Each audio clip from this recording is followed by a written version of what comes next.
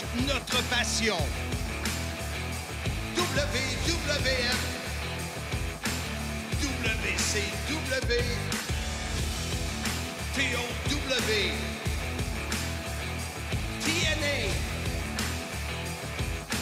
Impact Wrestling. Ici Marc Blondin, bienvenue dans l'univers du sim. Depuis 1986, je vous divertis et je continue à le faire. Ici Jean-François Kelly, la légende vivante, animateur du sim.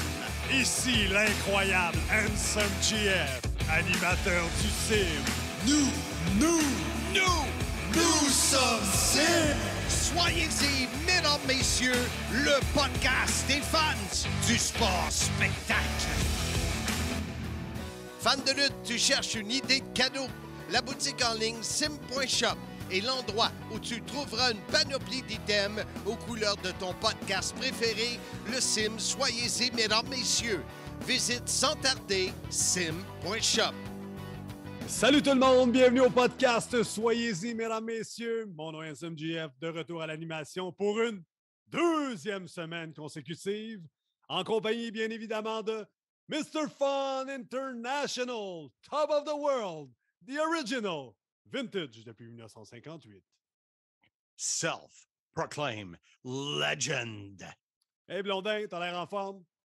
Ben oui, je suis en forme. On est dans le gros rush de Noël. Hein? Et dans 13 jours, c'est Noël. Woo!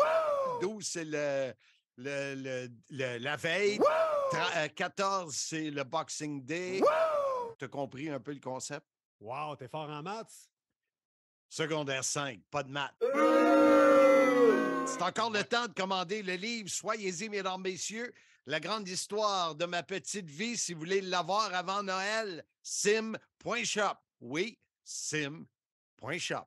Aujourd'hui, l'épisode de 91, si je ne me trompe pas, Blondin. Hey, 91, on est à 9 du chiffre 100. Les gimmicks. Incroyable. Oui, les meilleurs gimmicks aujourd'hui. Puis on a rameuté une brochette d'invités. C'est assez spécial cette semaine. Là. Parle-nous du concept. Là. Comment tu avais cogité là-dessus? Là? Ben, écoute, je voulais avoir... parce que des fois, on réussit à faire des entrevues avec des invités et lorsqu'on les a, ben on les garde pour un autre sujet. C'est ce qu'on a fait avec Pat Laprade et avec Dave La Justice. Pardon? Tu l'as eu, Dave La Justice. Ouais, je le sais. Et les deux vont nous donner leur top 3 des meilleurs gimmicks selon eux. Et j'ai dit, pourquoi je n'ouvrais pas ça aux membres du groupe Facebook? On est près de 3000. Et il y en a 3 qui ont levé la main. 2 bons et un pas pire. Ça, c'est chier! C'est plus que chier! À vous de décider qui est les 2 bons et le pas pire. Puis ce qui est le fun, c'est que y en a un qui est plus jeune, qui est ton petit cousin, Ben Marchand. Oui, exactement. Et les 2 autres sont un peu plus vieux. Donc, c'est le fun parce que ce n'est pas les mêmes gimmicks choisis par tout le monde, tu sais. Voilà. Alors, tu veux commencer ça avec... Oui, vas-y, Marc. Moi, j'ai une question pour toi. Vas-y. C'est quoi une gimmick dans le monde de la lutte pour Handsome GF?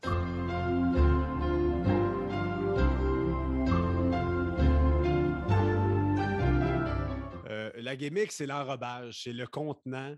C'est ce que les gens, quand tu sors du rideau, voient en premier. Pour moi, c'est super important. Même dans mes propres matchs, l'entrée fait partie intégrante de mon match. Donc, si je n'avais pas d'entrée, puis je me remets en contexte, là, TOW 8.25, quand tu t'es fait couper les cheveux parce que j'ai perdu mon match. Loser. J'étais arrivé dans le ring sans entrée. En passant, je ne t'ai pas pardonné. Mon enfant, je te pardonne. Reviens vite tout près. Non, je sais, mais regarde, ça a bien repoussé, là, c'est très beau. Mais tout ça pour dire que dans l'histoire de cette soirée-là, je n'avais pas d'entrée en tant que telle. Tu étais déjà dans le ring, puis je pense que moi, je sortais en courant, intervenir, je n'avais pas d'entrée, fait que ça avait comme un peu changé mon pattern. Moi, c'est vraiment important l'entrée parce que c'est là que j'ai mon manteau, j'ai mes lunettes fumées, même si on est à l'intérieur et qu'il n'y a pas de soleil. Je fais ma pause dans le coin, j'enlève mon manteau. Donc, c'est l'enrobage. Pour moi, c'est super important. Le personnage, j'ai grandi dans les années 80-90, donc pour moi, les gimmicks, c'est ce qui est le plus important. Et c'est pour ça que tout le monde me dit que moi, je suis une gimmick. Mais, tu sais, des fois, les meilleurs gimmicks ou les meilleurs personnages sont ceux qui sont le plus près de toi, ta personnalité. Donc, moi, Handsome GF, là, c'est comme ma personnalité dans les sports, au hockey, au baseball, j'ai toujours été baveux, arrogant, mais fois 1 million. Tu sais, Handsome GF, je mets ça dans le tapis. Donc, tu sais, ton personnage de Marc Blondin, Monsieur Fun, n'est pas très loin du Marc Blondin qu'on peut connaître dans les coulisses. Tu sais, Ah, mais c'est pas ça que je voulais dire du tout. Qu'est-ce que tu veux dire? Ben, quand tu parles d'enrobage, beaucoup de personnes disent que je suis bien enrobé. Et boboy! Écoute, ceux qui voudraient voir ça, on pourra faire un sondage sur la page Facebook. Soyez-y, mesdames et messieurs. Moi, j'ai des photos. Donc, vous pourrez décider si Marc est enrobé ou non. Mais ça, c'est une autre histoire. Alors, tout le monde le sait que je suis enrobé, là, garde. C'est fait de même. Là, T'es quand même bel homme, Marc. Lance-toi des fleurs quand il faut. C'est beau, un homme. C'est si beau, un homme.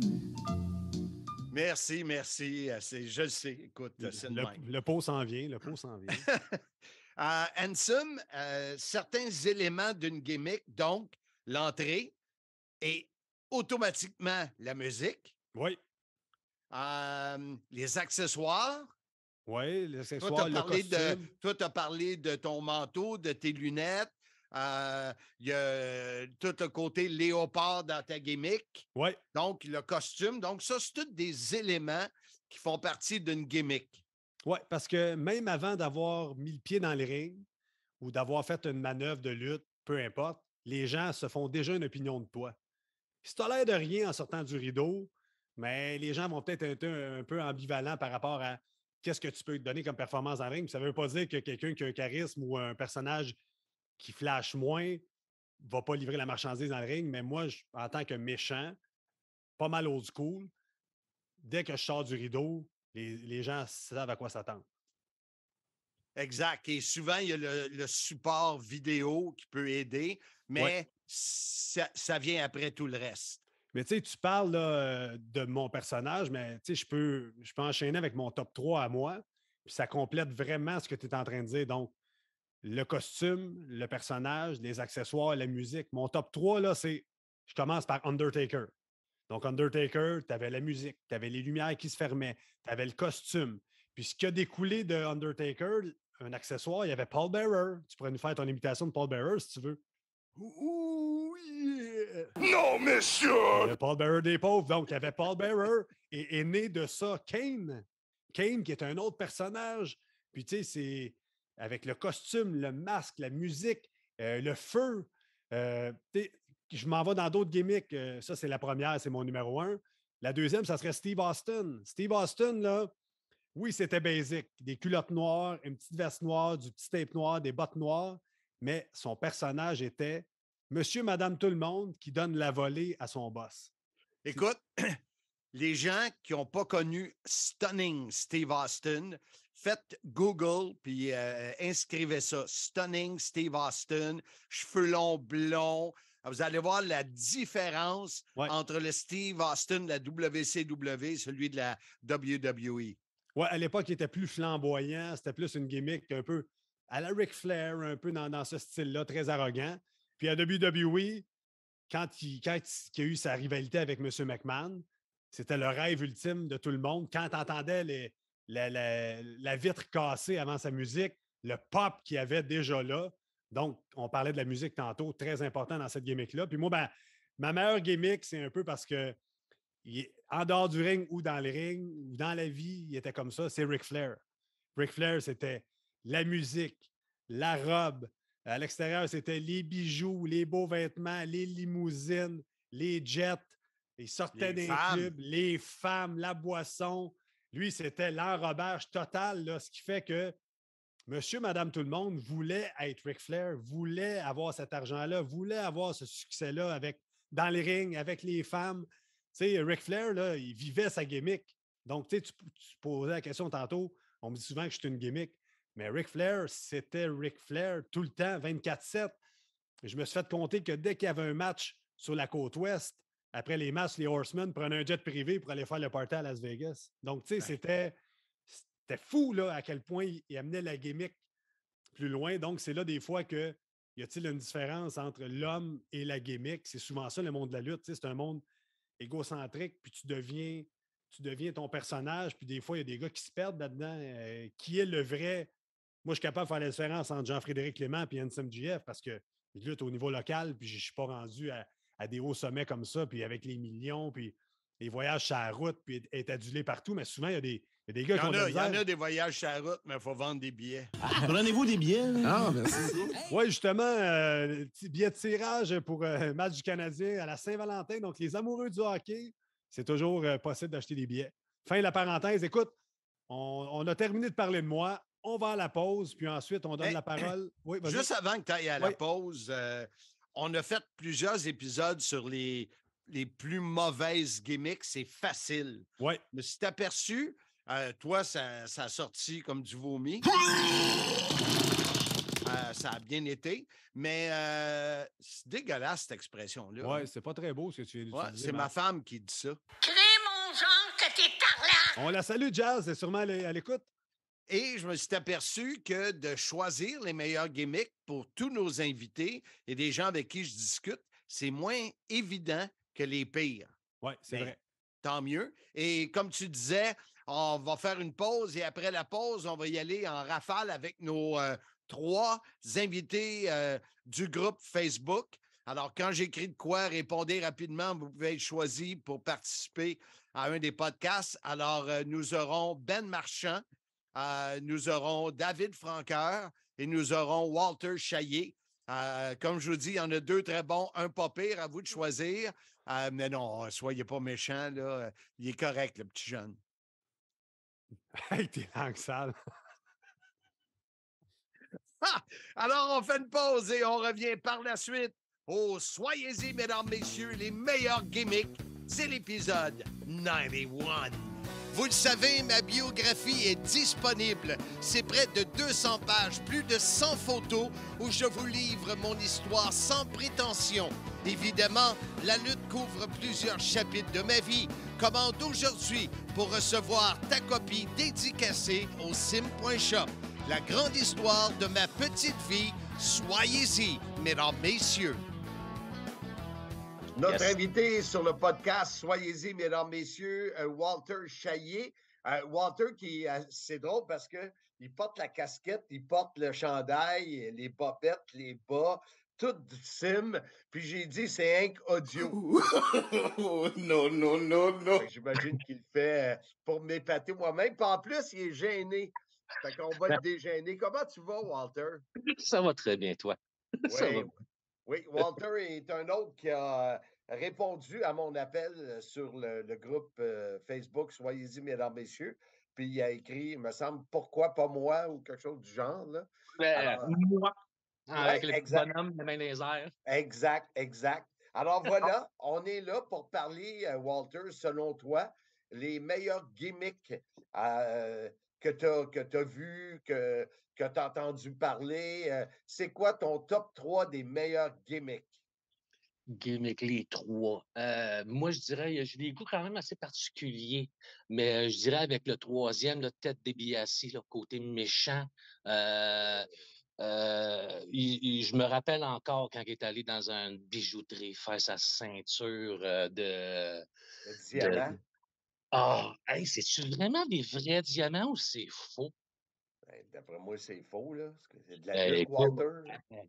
Je ne sais pas, hein, c'est le bras, une jambe, puis 3 vies. Hein? Hey, le $1 Million Man, Ted DiBiase. Bon choix. Sur le ring, là, pour être désagréable, aller chercher le monde, autant qu'il est comique, qu'il va arriver une situation qui est cocasse dans le ring, puis c'est drôle. Moi, Ted DiBiase, le 3e, là, c'est rare que qu'on me l'entend, que je l'entends dire, mais Ted DiBiase, le 3, là, c'est fort. Dans sa gimmick, est-ce que tu ajouterais Virgile? Ben, Ça fait partie de la Virgile, gimmick ou pourquoi c'est non? grâce à lui que Virgile a fait son nom. Parce que techniquement, avant Ted DiBiase, je ne le connaissais pas, Virgile.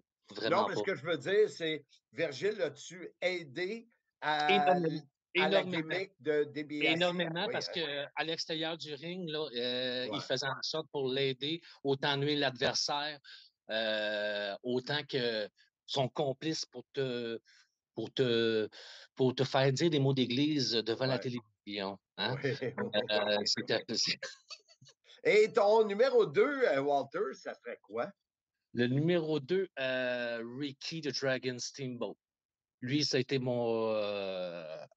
bon. Je me rappelle à un moment donné, il y a eu une rivalité avec Macho Man, Eddie Savage, qui était vraiment inoubliable. Là. Autant que les cascades qu'il peut faire. Tu sais, quand t'es jeune, Mais là, tu me parles-tu d'un lutteur que tu as aimé ou tu me parles de la gimmick du lutteur? Parce que sa gimmick à lui, ça serait plus style karaté, Bruce Lee, puis encore là, sa gimmick était assez simple à lui. Ouais, mais c'est parce qu'il y avait peut-être un petit fait. Tu sais, quand t'es jeune, puis que t'arrives et que tu fais des arts martiaux, puis que tu vois des affaires que tu vois pas, que habituellement, surtout dans un ring, c'est un petit peu particulier. Après ça, il y en a eu une couple. Là. Après ça, tu en as vu 2, 3, là, dont un japonais, là, je me rappelle pas de son nom, là, mais qui était écrit à grandeur. Tu sais, ça, c'était pas pire. Aujourd'hui, on a notre Québécois Mike Bailey qui a ce personnage-là un petit peu, là. Mais c'est sûr que tout un lutteur, tout un performeur, là. Wow! Oui, c'est ça. Il est vraiment excellent. En tout cas, moi, côté attachement, peut-être, là, parce que je l'ai beaucoup aimé. Là. Ricky the Dragon Steamboat. Ouais, je l'ai vu quand je suis allé à WrestleMania 31. Je l'avais rencontré, puis il avait tous les cheveux blancs, là, puis tout ça, mais il a le même visage. Ça vieillit pas. Ses cheveux changent, mais pas ça. Non. C'est ça. Et là, le numéro 1, qu'est-ce que tu vas me sortir? J'hésite entre deux, là. Mais moi, personnellement, là, Macho Man, là, avec Hulk Hogan, c'est côté avec Elizabeth, ces trois-là. Là. Macho Man, ça aurait été côté gimmick, là. Gimmick. Tu sais, il va. Le bandeau, les brillants, les capes, Elisabeth qui est avec lui, les lunettes de soleil, la voix. Ah oui, ça c'est une gimmick à côté, là. Tu l'entends, juste le fait de l'attendre, là, tu vas chercher le monde instantanément. Son attitude, son charisme, là, tu fais juste se lever le bras, là, puis il va te chercher. Surtout quand il y a la complicité avec Elisabeth dans le temps, là, ça, c'était vraiment, là, ça venait chercher un côté romantique, ce qu'on n'avait pas beaucoup dans ce temps-là. Comment tu appelles ça, là, la romance ou les affaires d'amour, là? Pas de sexe, mais je sais, d'amour, puis de... Oui, je comprends ce que tu veux dire. Donc, tes 3 gimmicks étaient le numéro 3, Ted DiBiase, The $1 Million Man, le numéro 2, Ricky the Dragon Steamboat, et le numéro 1, Macho Man Randy Savage. Oui, ça, c'était vraiment... T'es vraiment old school, là. T'es vraiment, toi, dans le vintage. Dans mon temps. Oui, exactement. Aujourd'hui, j'ai eu une passe là, à 98, 99, là, à un moment donné, ça commençait à trop être vulgaire, trop déplacé, à un moment donné, puis commençait à décrocher. Là. Écoute, celui qui va gagner va coucher avec ma femme, là, je vais regarder, si à un moment donné, là, ça va faire. Là j'ai recommencé. Tes 3 gimmicks sont parfaits. Écoute, c'est génial, numéro 1. Je te remercie d'avoir été là sur le podcast. Puis on va sûrement se reprendre à un moment donné, mon cher. Il n'y a pas de trouble. Chers auditeurs, nous sommes à la recherche de commanditaires pour nous aider à défrayer les dépenses de 2023 pour les 4 voyages d'Impact Wrestling. D'être près du ring pour nous et décrire l'action, c'est vraiment une expérience unique. Ces commanditaires recevront bien sûr l'appui des médias sociaux, publicité lors des événements et tellement plus. Contactez-moi pour plus de détails et devenez un commanditaire de nos événements Impact Wrestling. Notre invité sur le podcast, soyez-y, mesdames, messieurs, Ben Marchand. Ben pour Benoît, j'imagine? Benjamin. Benjamin. Oh, Benjamin. Et tu es malheureusement parent avec Handsome JF. What the fuck? Ouais, par parenté avec mon père. C'est pas une fierté que je me vante à tous les jours, mais C'est sûr. Ouais, c'est malheureusement une parenté à moi assez proche. Bon, écoute, dans la vie, tu peux pas tout avoir, hein? Des affaires qu'on peut avoir, des affaires qu'on peut pas choisir. Exact. On a pensé à toi, Ben, parce qu'on s'est rencontrés il y a quelques semaines. On a travaillé ensemble dans une école dans la région de Trois-Rivières. Et je t'écoutais parler de lutte et tout ça, on a jasé un peu. Et je me disais, j'aimerais ça. Souvent, je pose des questions à des gens qui sont vraiment impliqués dans le milieu de la lutte, des lutteurs, des bookers, etc. Mais je trouvais ça le fun de demander à des fans de lutte, des membres du groupe, tout ça. Selon eux, quels étaient les 3 meilleurs gimmicks selon eux? C'est facile de dire les gimmicks qui sont pourris, qui sont pas bonnes, mais c'est pas évident de choisir les 3 meilleurs gimmicks selon chaque personne. Alors, on t'écoute, jeune homme.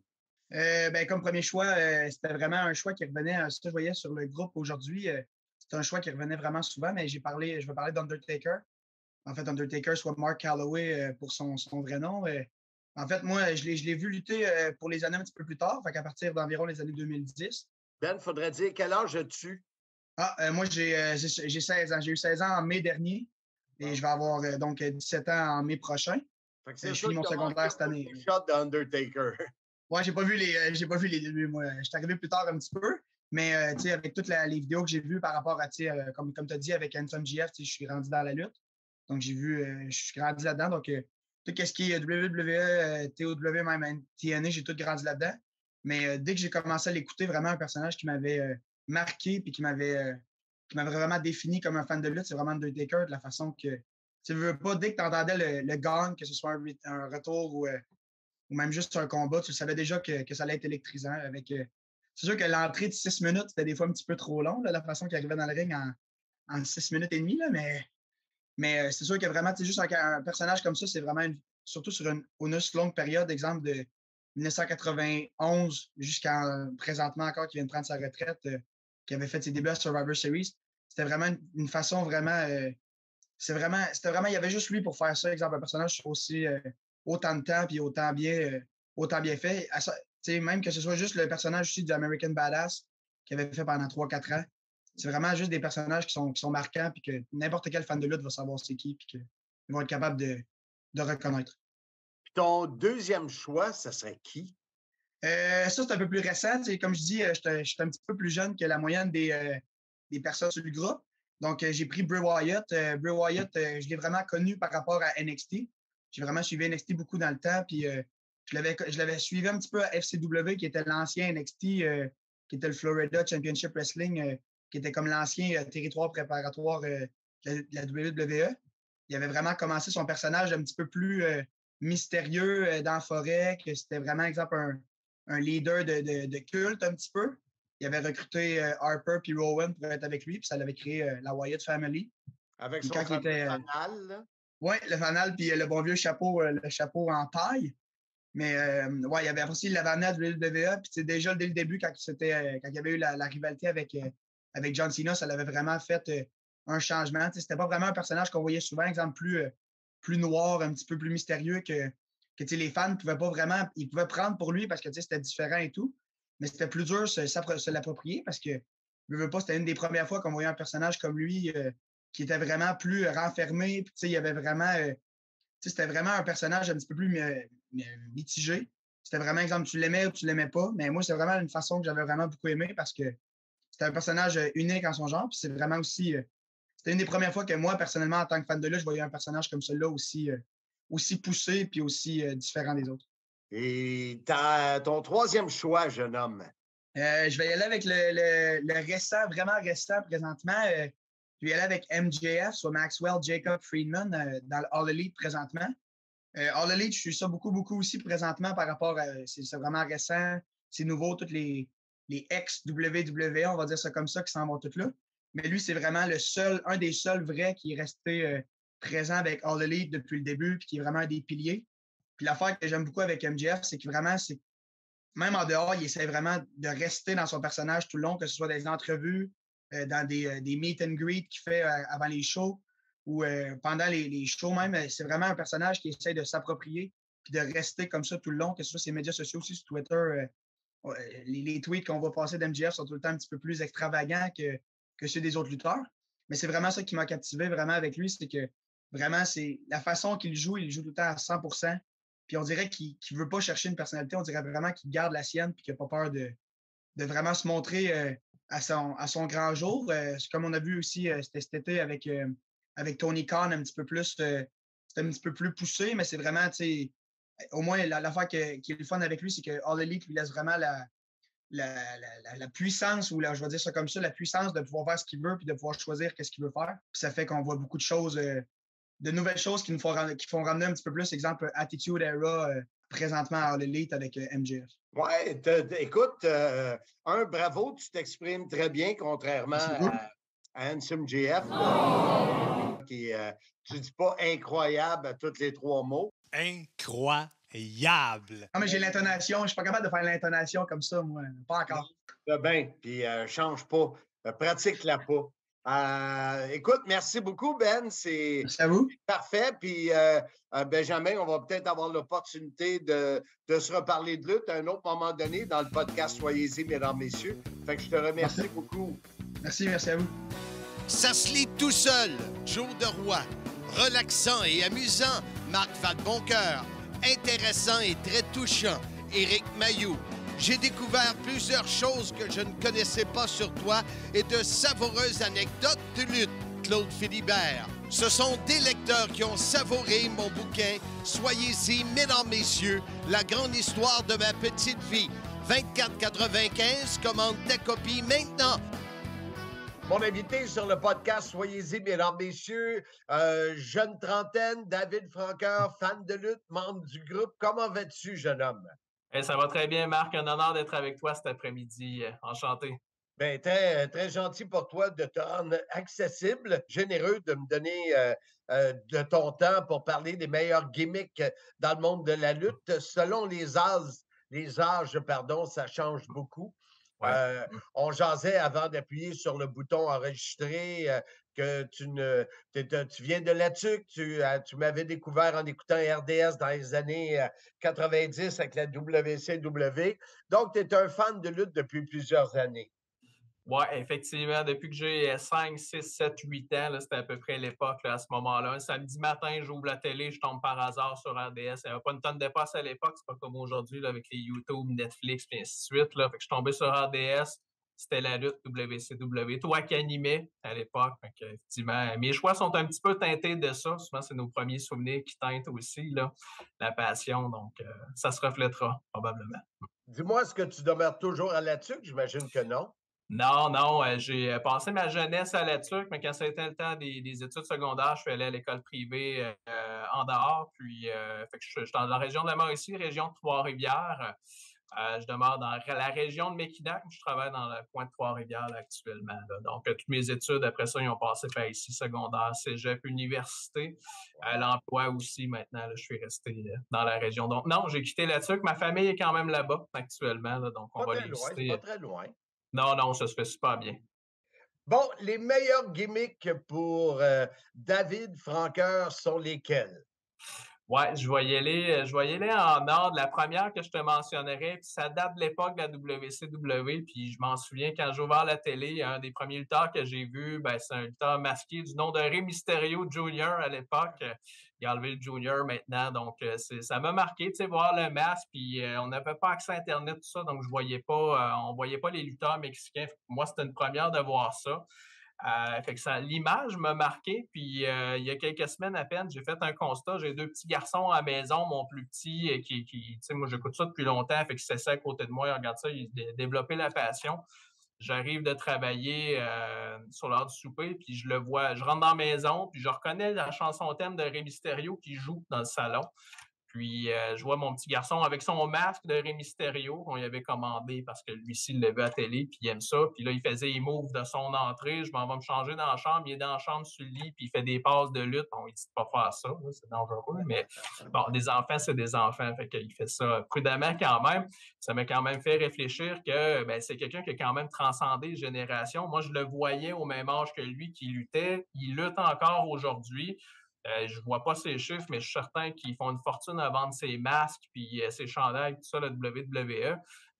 Fait que c'est sûr que c'est quelqu'un, je pense, qui a inspiré plusieurs personnes puis qui a beaucoup de fans un peu partout dans le monde, là, dans son cas. Donc, c'est sûr que ce serait mon premier choix parce que je l'aime encore aujourd'hui puis c'est mon petit garçon qui le regarde maintenant puis qui c'est son lutteur préféré.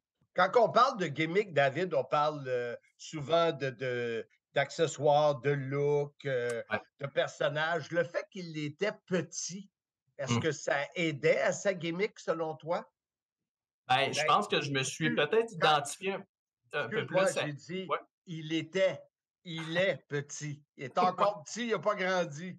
Non, non, mais il a quand même pris de la masse avec le temps. Tu sais, moi, quand je l'ai vu la première fois à WCW, il était tout petit. Puis il a commencé jeune, je pense, à lutter. Je pense que c'est 13, 14 ans. Là. Fait que je ne sais pas il avait quel âge dans le temps de la WCW. Il devait être à 18, 19, 20. Fait qu'il était encore très petit. Fait que peut-être avec la psychologie, tout ça, je me suis peut-être identifié à lui. Tu sais, c'était pas une montagne de muscles. Puis quand tu es enfant, ben, tu vois que son masque, il n'est pas trop gros non plus. Il y a peut-être une identification qui s'est faite à ce moment-là. Mais tu sais, toutes les moves aériens, tout ça, là, c'est sûr que c'est impressionnant aussi quand t'es petit de voir ça. Là. Fait que, c'est une image qui m'a marqué. Ton deuxième choix pour les meilleurs gimmicks, selon toi? Deuxième choix, toujours au niveau de la WCW, évidemment, la NWO à cette époque-là. Je pense que si on parle de gimmick d'équipe, c'en est une, mais plus précisément Hollywood Hulk Hogan, qui était Hulk Hogan auparavant. C'est sûr que c'était une figure légendaire avant ce moment-là. Puis, quand il a fait son heel turn, ou qui était le troisième à s'être ajouté là, avec Kevin Nash puis Scott Hall là, à l'époque, ben, je pense que ça a été un choc pour beaucoup de personnes à l'époque. Ouais. Ça lui a permis aussi de rallonger sa carrière dans son cas, je pense, là, puis d'aller trouver une deuxième vie, si je peux dire comme ça, malgré que je suis sûr qu'il était encore très, très populaire dans son ancien personnage. Ça a été un choc, une image qui a été marquante, puis j'écoute ton podcast régulièrement, puis je pense que c'est Handsome GF qui parlait de la NWO récemment. Comme quoi ça l'avait marqué. Je pense qu'il parlait de Scott Hall, si je me souviens Oui, bien. Là. oui. C'était quel lutteur qui te manque le plus qui est décédé? Il y avait du Scott Hall, Hanson. Oui, effectivement, ben, c'est en plein ça. C'est ce podcast-là. Fait que c'est sûr que Hollywood Hulk Hogan, avec ce personnage-là qui est arrivé, pour moi, c'est une gimmick qui est très marquante aussi. Puis ça date des débuts que j'ai commencé à regarder la lutte. C'est encore plus marquant dans mon cas. Là. Ça, c'est sûr. Je te dirais qu'à date, tes deux choix, t'es soft en tant que gimmick. Tu sais, moi, gimmick, ça me prend plus d'accessoires, plus de personnages, tout ça, mais effectivement. Ouais, mais je garde le meilleur pour la fin, là, c'est ça. Ah, ouais, donc, c'est qui? Ouais, mon dernier, puis je pense qu'il va peut-être être le choix de plusieurs personnes, qui est nul autre que l'Undertaker, là, dans son cas. Quand on parle de gimmick, tu sais, je pense, puis je réfléchissais ça avant qu'on rentre ensemble, là, j'allais dire en ondes, mais en enregistrement. Mais tu sais, l'Undertaker, tu sais, je pense que si tu es booker aujourd'hui, tu penses à une idée, puis tu dis, bon, on m'a dessiné quelqu'un qui a un chapeau noir, puis qui se prend pour quelqu'un d'à moitié mort. Fait peut-être bizarre un peu sur papier, mais tu sais, lui, il a réussi à rendre ça quand même très, très, très, très populaire, puis il a joué son rôle à fond. Il est embarqué là-dedans. Fait que, tu sais, les accessoires, le chapeau, le manteau, les yeux qui virent à l'envers, la WWE très forte là-dessus aussi, mais tu sais, tous les éléments, ben, pyrotechniques, les jeux de lumière, tout ça. Fait que, tu sais, ils en ont fait une grosse, grosse gimmick.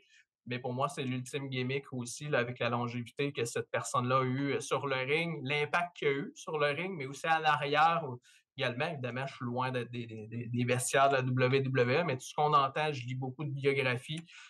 Il y avait aidé beaucoup de lutteurs dans sa carrière jusqu'ici, donné beaucoup de trucs. Fait que je pense que c'est quelqu'un qui a eu un impact important là, de son côté, puis qui a eu une gimmick qui était marquante à tous les niveaux là, dans son cas.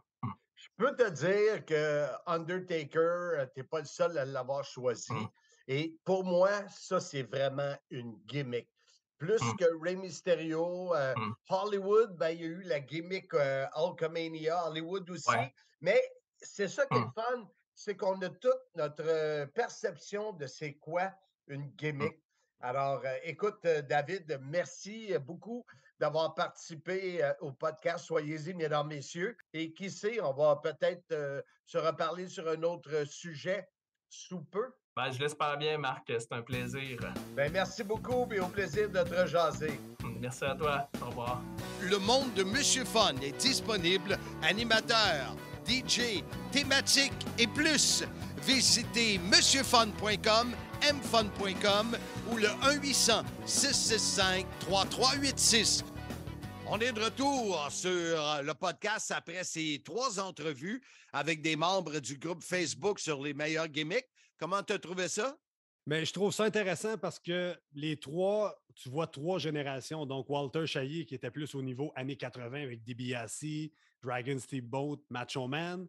David Francoeur, lui, c'était Mysterio, Hollywood Hogan, Undertaker. Puis Ben Marchand, qui est plus jeune, lui, Undertaker, parce que son père, Maxime, qui est mon cousin, lui a sûrement montré beaucoup de luttes de l'Undertaker. Mais regarde, ses autres choix, c'était Bray Wyatt, qui est une gimmick en ce moment, qui a fait son retour récemment, puis qui est un peu le nouveau Undertaker, puis MJF, qui est la gimmick ultime de heel. Donc, je trouve ça très intéressant qu'on ait vu comme l'évolution années 80, 90, 2000 et aujourd'hui. J'ai hâte de voir également parce que sûrement, lorsque l'épisode va être vu par les membres, on va voir leurs commentaires apparaître avec leurs meilleurs gimmicks. Je vous invite à le faire. Maintenant, on va y aller avec nos 2 invités qui sont, eux, du monde de la lutte. Oui, écoute, le premier, c'est mon ami Patrick, le Coyote Laprade. Puis le deuxième. Patrick, toi? Patrick avec un C. Je pense que tout le monde l'appelle Pat. Oui, mais écoute, des fois, pour l'agacer, on peut l'appeler Patrick ou le Coyote. Je vous raconterai un jour pourquoi on l'appelle le Coyote, mais ça sera pour un podcast complet. Donc, on a Pat Laprade, puis ensuite Dave La Justice. Donc, on commence avec notre ami Pat Laprade après la pause. Dans mon livre, La grande histoire de ma petite vie, tu pourras connaître en détail les 6 décennies qui m'ont amené à te jaser chaque semaine via ce podcast. De plus, tu pourras suivre mon évolution de ma naissance à Valleyfield jusqu'à cette fichue pandémie. Avec mon co-auteur Bertrand Hébert, nous avons écrit mon histoire qui devrait t'intéresser. Nous en sommes convaincus. sim.shop 24,95 plus les frais de poste. Alors, encore une fois, on est choyé d'avoir Pat Laprade avec nous pour nous donner son top 3 des meilleurs gimmicks. Pat, c'est facile d'aller chercher les pires gimmicks. On l'a déjà fait au Sim. Soyez-y, mesdames, messieurs, parce qu'il y en a eu des gimmicks de merde. Mais Monsieur Fun, entre autres. Oh non, excuse-moi. Non, toi, tu voulais dire Capitaine Buffet? Ah oui! Peut-être c'est dans ton top 3, peut-être. Écoute, les gens, quand je leur pose la question, et j'ai eu des fans, des amateurs de lutte sur l'épisode qu'on fait ensemble, et autant que les mauvaises gimmicks, ça sortait comme du vomi, mais là, quand tu poses la question, c'est quoi tes meilleurs 3 gimmicks? C'est pas évident. Fait que j'ai hâte de voir ce que tu vas me sortir. Ben, c'est parce qu'en fait, tu sais, les pires gimmicks, tu te laisses aller, puis au pire, même si c'est pas les 3 pires, c'est 3 bonnes, mauvaises gimmicks. Quand on y pense sérieusement, on veut répondre quelque chose d'intelligent sur les 3 meilleurs gimmicks. Je vais commencer avec mon lutteur préféré. Tu sais, on se fait souvent demander c'est qui ton lutteur de préféré de tous les temps. Puis Bertrand et moi, on répond régulièrement que c'est toujours le lutteur avec qui on a grandi. Bon, ben moi, j'ai grandi avec 2 lutteurs, Dino Bravo du côté local et évidemment Hulk Hogan du côté de la WWF de l'époque. Alors, je n'ai pas le choix de dire Hulk Hogan parce que Hulk Hogan, c'était une gimmick. Ouais, puis c'est une gimmick qui a connu tellement de succès, qui a permis d'amener la WWF à un autre niveau, qui a permis d'amener la lutte à un autre niveau, qui nous a fait grandir dans ce milieu-là. Puis bon, tu sais, la gimmick d'Hulk Hogan, je veux dire, non seulement c'était une gimmick, tu sais, de super-héros américain. Mais quand on sait tout ce qui lui est arrivé puis tout ce qu'il racontait, on s'aperçoit que même dans le menu détail de ce qu'il disait, tu sais, pour moi, une gimmick, c'est vraiment d'être ailleurs que la réalité, là, tu sais, c'est d'en mettre plus que ce que t'es toi. Et quand tu sais que Hogan était bourré de stéroïdes, mais qui disait aux jeunes, prenez vos vitamines, si vous voulez avoir des muscles de 24 pouces comme moi, des biceps de 24 pouces comme moi, ben, tu sais, c'est encore plus une gimmick, là, tu sais. Il n'y avait pas plus de gimmick que ça, il n'y en avait juste pas de vitamines, là. Mais bon, à l'époque, on ne savait pas, on était jeunes, on était naïfs, puis on embarquait dans l'histoire qu'il nous racontait. Puis bon, Yann, qu'on a embarqué dans cette histoire-là, tu sais, de Real American, pour moi, Hulk Hogan, c'était ça. C'était un super-héros à grandeur nature qu'on pouvait voir en personne. Et ça a été, je veux dire, juste à cause du succès qu'il a connu, c'est une des meilleures gimmicks qu'il a jamais eu. Numéro 2. Numéro 2, je vais y aller avec Undertaker. Mais je vais y aller avec l'Undertaker expansionné. Je m'explique. L'Undertaker, c'est trop facile. Pour moi, il n'y a pas juste l'Undertaker. Il y a Undertaker, il y a Kane, puis il y a Paul Bearer, qui sont pour moi 3 des plus beaux personnages jamais créés, ou en fait, les 3 plus beaux personnages jamais créés par Vince McMahon. Hulk Hogan, Vince McMahon n'a pas créé Hulk Hogan. Il avait déjà commencé ce personnage-là à la AWA. Mais Taker, Kane et Paul Bearer, cette famille-là, qui ont duré, je veux dire, mon Dieu, une quinzaine, c'est pas une vingtaine d'années chaque, et plus, dans le cas de Taker, entre autres. Pour moi, ces personnages-là sont formidables. Tu sais, l'homme d'outre-tombe, comme on disait en français, tu sais, c'est un personnage qui est lugubre, qui est sombre, mais qui a tellement connecté avec la foule. Et pendant autant d'années, c'est rare qu'on voit ça. Puis j'ajoute Kane et Bearer parce que justement, c'est des en anglais, on dit des spin-offs. Tu sais, c'est des produits qui ont évolué en marge de l'Undertaker. Si l'Undertaker n'avait pas été là, il n'y aurait pas eu Paul Bearer, il n'y aurait pas eu Kane non plus. Puis, juste pour la durée qu'ils ont eu ces trois individus-là, tu n'as pas le choix de les mettre dans un top 3. Puis, encore aujourd'hui, Kane va venir faire une apparition avec le feu et tout. Les gens vont réagir. L'Undertaker, j'aurais pas assez de mots et assez de temps pour t'expliquer son importance. Tu la connais également, puis les auditeurs aussi. Mais ouais, pour moi, ça fait partie du top 3. Et le numéro 3. Je vais y aller plus localement. Plus localement avec une des plus belles histoires des dernières années. Puis je vais te parler du monstre de Frankenstein incarné par notre bon ami PCO. Parce que, tu sais, PCO, on le connaît, toi et moi, c'est un gars d'idées, c'est un rêveur, Carl. C'est quelqu'un qui est très créatif. Et là, il a décidé de revenir à la lutte avec un personnage complètement différent de tout ce qu'il avait fait dans le passé. Il n'est pas revenu en lui-même. C'est pas le PCO, par exemple, qui a lutté à TOW dans les premiers TOW. C'était un tout autre personnage. Et ma foi, à l'âge qu'il avait, il y a quoi, début cinquantaine, quand il est revenu, où il frôlait le 50, et le succès qu'il a connu, Carl va avoir eu probablement le plus beau retour de l'histoire de la lutte québécoise. C'est un des plus beaux retours de l'histoire de la lutte, point. Je crois qu'il y a beaucoup de ça qui est dû justement à l'unicité de son personnage. Tu sais, les vignettes qu'il a fait, les vidéos qu'il a fait avec Destro, avec les câbles à booster, puis bon, tout l'univers que tu meurs, tu ressuscites à cause justement de tes pouvoirs surnaturels, le Frankenstein qui est lié à ça.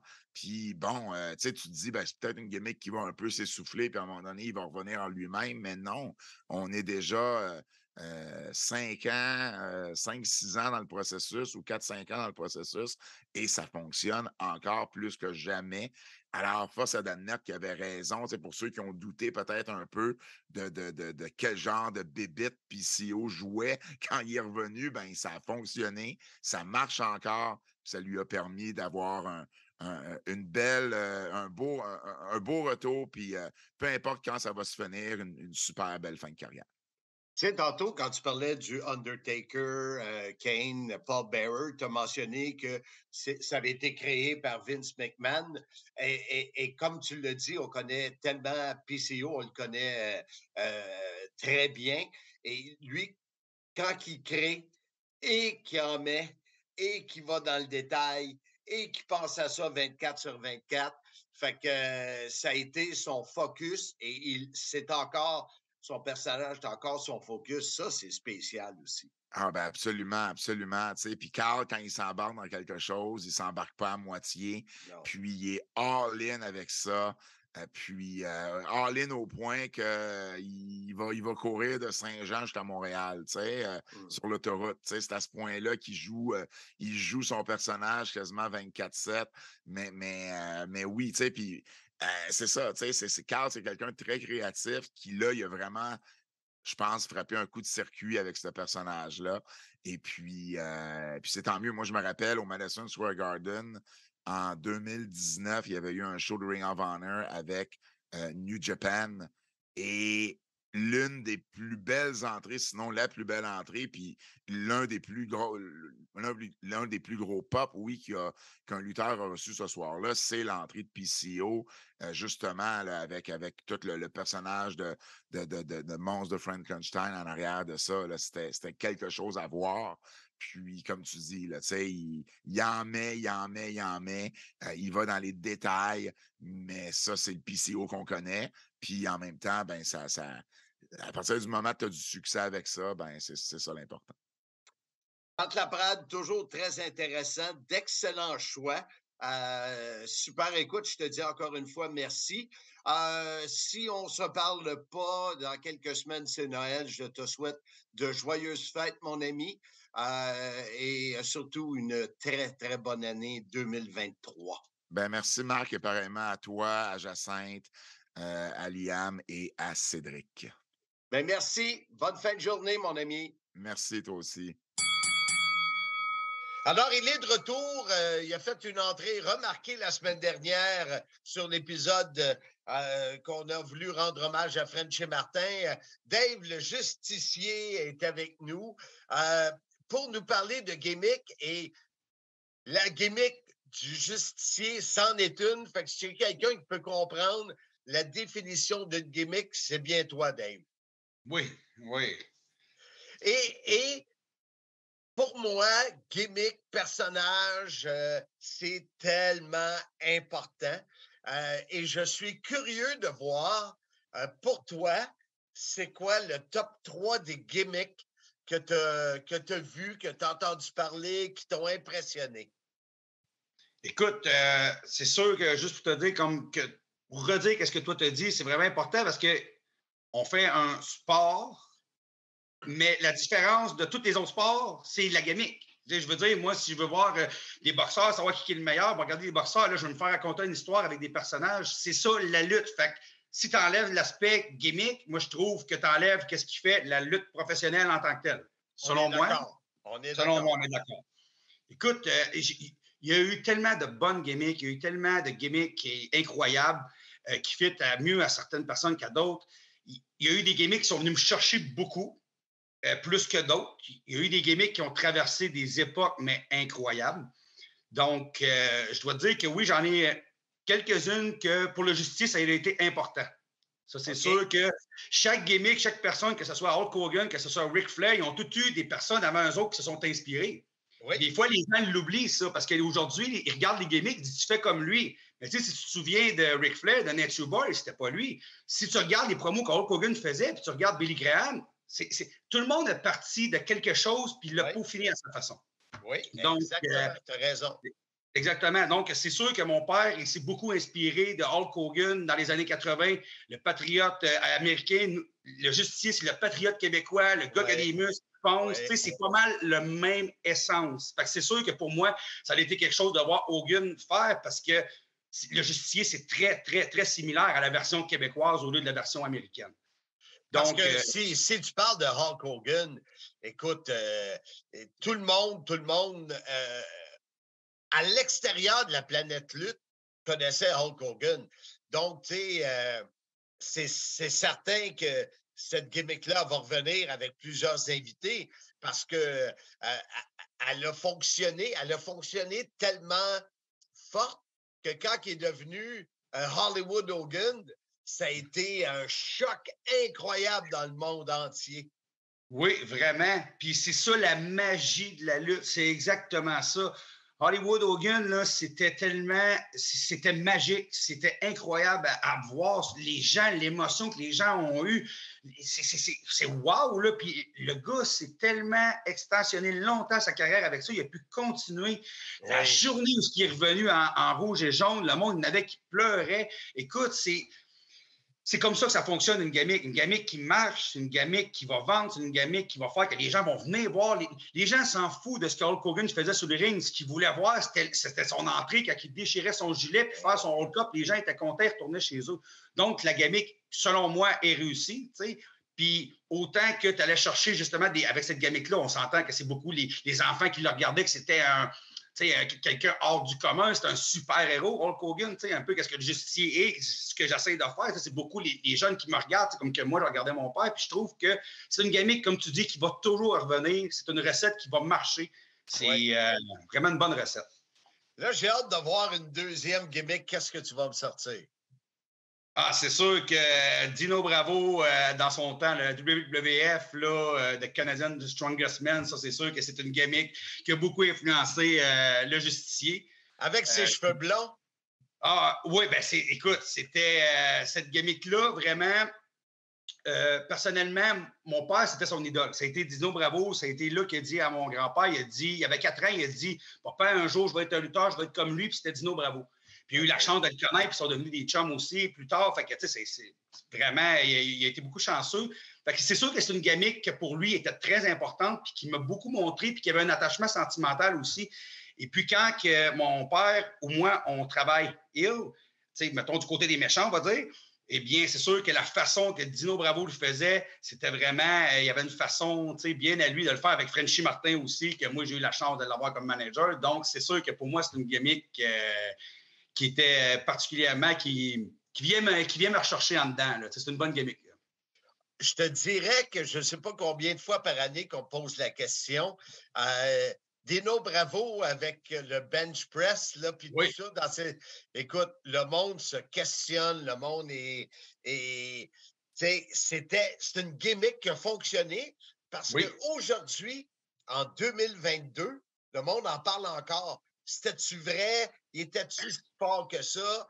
Puis écoute, il y avait un torche. J'ai entendu Gilbert Delorme en parler il y a quelques semaines à la radio à BPM Sport, comme il disait qu'il était large du torse. Il était impressionnant, Dino.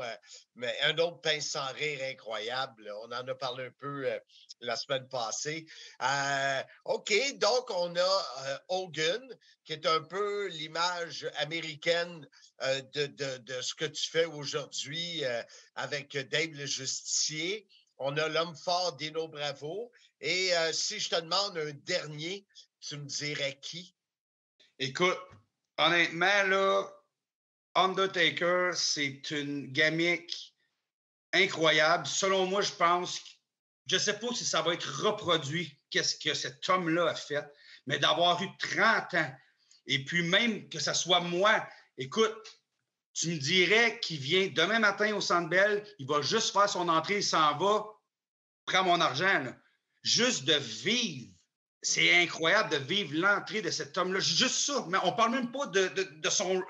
dans l'arène, de son travail dans l'arène, on parle juste de son entrée, de sa prestance, où j'ai eu l'occasion de le rencontrer. Et puis, c'était... J'en ai des frissons à t'en parler. Là. Je me souviens de ce que c'était la chair de poule, de voir ça. Écoute, et puis mon père, il a déjà, à un moment donné, arbitré un de ses combats. C'était, je pense, en 94, quand il était venu dans une tournée de la WWF, si je me souviens bien. Et puis, plusieurs personnes, dont Pierre-Carl Ouellette, j'ai entendu mon père, j'ai entendu plusieurs personnes qui m'ont dit, dans le monde de la lutte, là, vivre l'entrée de Undertaker, être sur le ring, c'est la chose la plus débile que j'ai vécue. C'est l'air que c'est incroyable. Puis c'est incroyable ce qu'il a accompli, comment il a pu faire perdurer cette gimmick-là, puis qu'on le voyait une fois par année à la fin, mais qu'on avait tout le temps hâte de le voir. C'était l'attraction. Tu arrivais à WrestleMania, là, la finale pour le titre, OK, c'est qui Undertaker il va affronter cette année? C'est incroyable. Là. Le gars a été obligé d'arrêter parce que son corps, il ne pouvait plus. Mais aujourd'hui, tu refais une santé à neuf, tu repartirais pour 30 ans, je suis persuadé que ça marche encore pour les 30 prochaines années. Puis je ne sais pas si quelqu'un va pouvoir accoter ça. Et ça ne sera pas évident. Ça sera pas évident. Donc, pour Dave le Justicier, Hulk Hogan, Dino Bravo et Undertaker. Écoute, Dave, merci beaucoup. On t'a surtaxé avec 2 entrevues en 2 semaines, mais on va se reparler, j'en suis convaincu. Ça ne sera pas long. Merci beaucoup de ton temps et au plaisir de se croiser à quelque part dans un vestiaire. Au plaisir, Marc. Comme dirait Ansem, incroyable nos 2 invités du domaine de la lutte. On a terminé avec Dave La Justice. Bravo. Comment tu as trouvé ça? Écoute, moi, Pat Laprade, ça ne me surprend pas parce qu'étant un historien de la lutte, a commencé avec Hogan, ensuite est allé vers Undertaker, puis a terminé avec notre chum PCO, avec le repackage de sa gimmick, qui s'est remis au monde à 50 ans avec ce personnage du Canadian Frankenstein, qu'on a la chance d'analyser, de commenter sur Impact Wrestling. Puis Dave La Justice aussi, ça ne me surprend pas parce que son côté old school, même s'il est quand même jeune, c'est Hogan, c'est Dino Bravo, puis c'est Undertaker. Donc, avec Hogan puis Bravo, moi, ayant lutté contre lui récemment, je vois les influences sur son personnage, sur la façon qu'il lutte, la façon qu'il pense. Donc, très intéressant d'avoir le point de vue d'un historien qui a fait beaucoup de rôles d'arrière-scène, un peu avant-scène, et un lutteur encore actif aujourd'hui. Et là, on est rendu à mon top 3 et que ça n'a pas été évident. Non, vas-y, surprends-moi, Marc. Ah, c'est sûr que je te surprends. Numéro 3, George the Animal Steel. Wow, ça, je ne m'attendais pas à ça. Pourquoi? Écoute, parce que j'ai connu l'homme quand il était agent et qu'on m'a dit qu'il était professeur de mathématiques et que dans le ring, il était tout sauf un gars normal, la langue colorée et sa gimmick, le popcorn qui sortait, la mousse qui sortait du coin de ring, du turnbuckle. Écoute, je trouvais que c'était simple, mais tellement efficace. OK, parfait. Intéressant. On est tout au contraire de toi. Toi, tu n'es pas simple et tu n'es pas efficace. Non. Et boy, la langue sale est de retour. Mais ça ressemble beaucoup à notre ami Pierre. Simple et efficace. Oh yeah! Ça, il est très efficace, Pierre, on va se le dire. Là. On le salue, Pierre, des Studios PG. Lui, il est à l'écoute, je peux te le dire. Il n'y a pas le choix. Le numéro 2, le Honky Tonk Man. I'm just a honky tonk man. I'm just a honky tonk man. Ah, mais là, ça te ressemble, ça. Ça te Écoute, ressemble. Le Honky Tonk Man, surtout, nous, on la voit de la perspective québécoise, mais aux États-Unis, dans plusieurs États, le mythe de Elvis Presley est tellement encore fort. Il est fort ici, mais tu multiplies par 1000 aux États. Et, et sa gimmick, il l'a amené à TOW, il l'a amené partout, même après la WWE, les costumes, la guitare. Et quel joueur de guitare! Non. Et surtout, quel chanteur incroyable! Le Elvis des pauvres, Honky Tonk Man. Ouais. Et là, je vais te sortir de tes bottines. Vas-y. Mon numéro 1, Goldberg.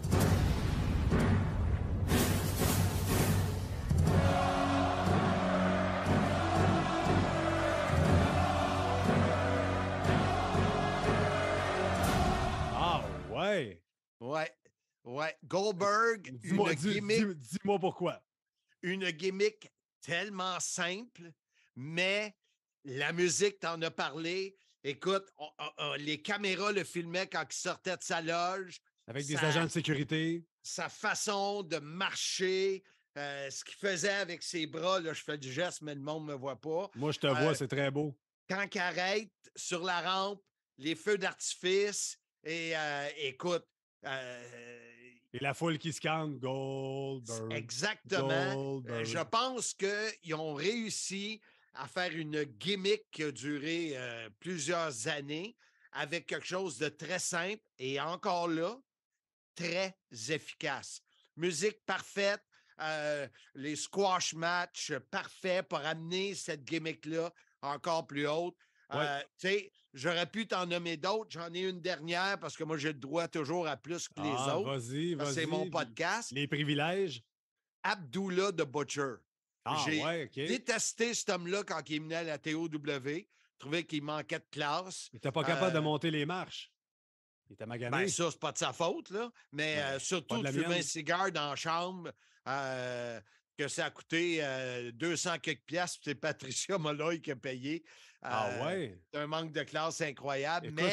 je connais pas cette histoire-là. Il faudra que tu y reviennes un jour. Ouais, mais sa gimmick, écoute, avec la fourchette puis tout ça, comment qu'elle a fait peur. C'est exactement, c'est ça. Il faisait peur. Partout où il allait, ça faisait peur, ça. Les années 70, où il y avait beaucoup moins de gimmicks qu'au temps de la WWF des années 80, mais ça, c'en était une gimmick, là. Lui, il a vivé sa gimmick. Pas à peu près. Je pense que c'est Flair à égalité comment il vivait sa gimmick. Est-ce que tu l'as déjà vu lutter live, toi, Abdullah the Butcher? Oui, je l'ai vu lutter à Hawkesbury, où je pense que c'est là que j'avais fait mon combat. J'étais arbitre entre Sly et PCO. Ouais, ça, tu savais-tu ça, ce bout-là? Pas du tout. Bon, ben ça fait 2 affaires qu'il faut jaser. Ben oui, 2 sujets pour de prochains podcasts. Ouais, fait que, ce serait ça, moi, le top 3. Puis, écoute, ça termine l'épisode de cette semaine.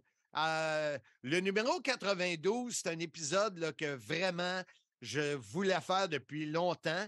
Et j'ai demandé à Jean-François Kelly, la légende vivante, que ça devienne son podcast, ce numéro-là, parce que c'est l'importance des fans qui sont...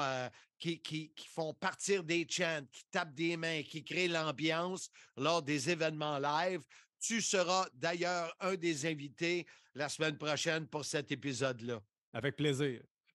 Je te dis aussi que l'épisode numéro 93, qui sera diffusé au Boxing Day le 26 décembre, je serai seul, relax dans ma comment tu appelles ça, un pyjama avec une dompeuse en arrière. Là.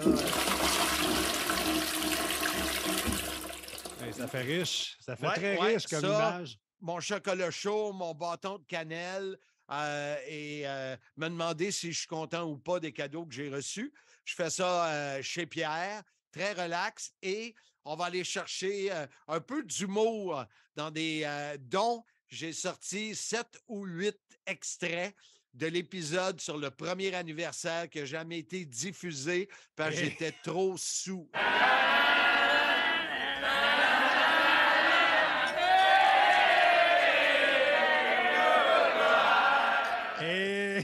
Baba, et manquez pas ça parce que plus ça avançait dans ce podcast-là, plus la langue était molle et la bouche était molle.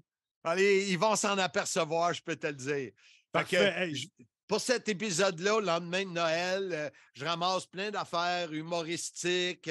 On fait ça relax, je suis seul. Et pour celle qui suit du 2 janvier, celle-là sera sur, exemple pour Handsome JF, qu'est-ce qu'il aimerait qu'arrive dans sa carrière en 2023? Et pour Jean-Frédéric Clément, le fan de lutte, qu'est-ce qu'il aimerait voir en 2023? J'aurai une 12aine d'invités, des acteurs du monde de la lutte. Wow, incroyable! Donc, on termine ça comment, un podcast aussi bien fait? Oh, faites un peu, là, c'est une bonne question.